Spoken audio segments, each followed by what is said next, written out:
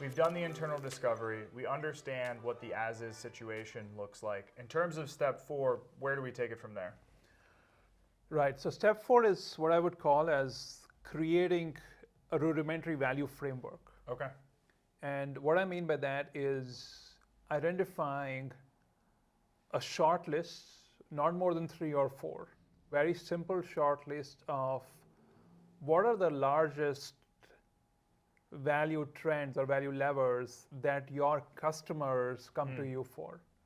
What are you known for? How do your customers perceive value from you? And codifying that, that's important. To document that, to make it a common language in your organization is what I call a value framework. I want to be very specific here because we've seen it done differently a lot. How is what you just said different than unique selling propositions?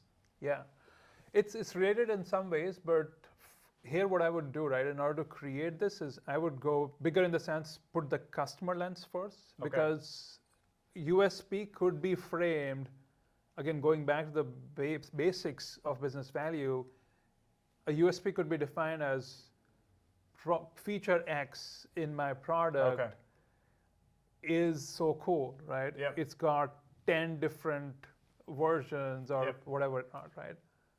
That is not a good value framework because, again, there's nothing in that statement about your end customer and how are you driving impact and outcomes for your customer. So to do a better job at the value framework, you could look at identifying different personas. Who is buying from you the most, right? And you could, in fact, go the distance of talking to them yourself, identifying trends that they are perceiving as value for them, and then bringing it all together in terms of what does it mean, right? What is going to be those few simple value drivers that they care for the most when they're looking at your technology?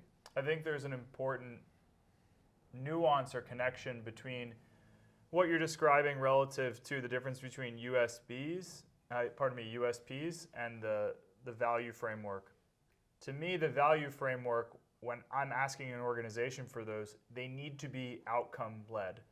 A lot of times, especially in helping foreign companies come to the US, when I'm describing specifically the US market, it's very ones and zeros. Show me how you're either making me money, saving me time, or reducing risk. So I would ask you, is it true from a value framework perspective that those top 3 that you mentioned, they're not only being customer-centric, but it needs to be outcome-led, or I would say in some regards almost quantifiable? Absolutely. I'll give you an example.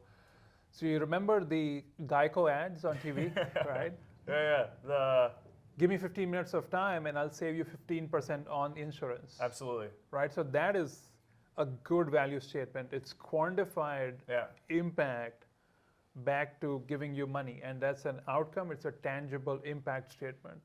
But you wouldn't define that as a value proposition. I would define that as part of the value proposition. There could be more. That was your point. It's not just zeros and ones, right? Taking a holistic look at what customers care about the most when they hear about your technology.